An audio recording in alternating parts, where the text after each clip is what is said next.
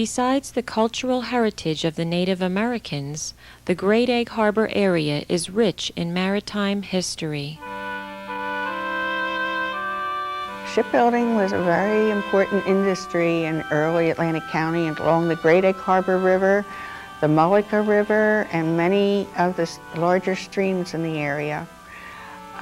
It started in the late 1700s and continued on until the late 1800s.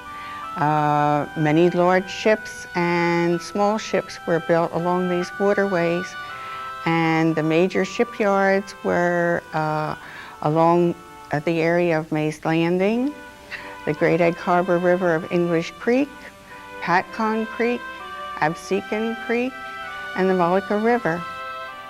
Over 600 major ships were built here, from small ships to three-masted schooners. A good example of the three-masted schooner is the ship here, the Emma L. Cottingham, that was built in 1875 in Summers Point by Job Van Zandt, and the captain of the ship was James Steelman. 1875, it was a three-masted schooner. It was 139 feet long. It was 34 feet wide, and the main home port was Summers Point. The Cottingham sailed from 1875 when she was built until 1906 when she was lost at sea, and carrying cargo along the coast from New Jersey to the Gulf of Mexico and other ports.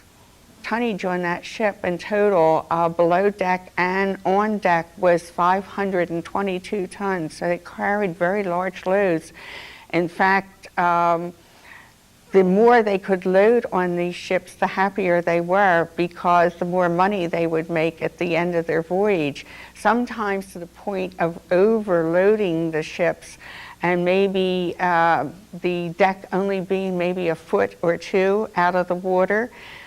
This is how a lot of them got into trouble, because they were overloaded and their loads would shift when a storm came up. And a lot of them would plow under sea because as they went over a wave and came down the other side, the load went forward and the ship went down.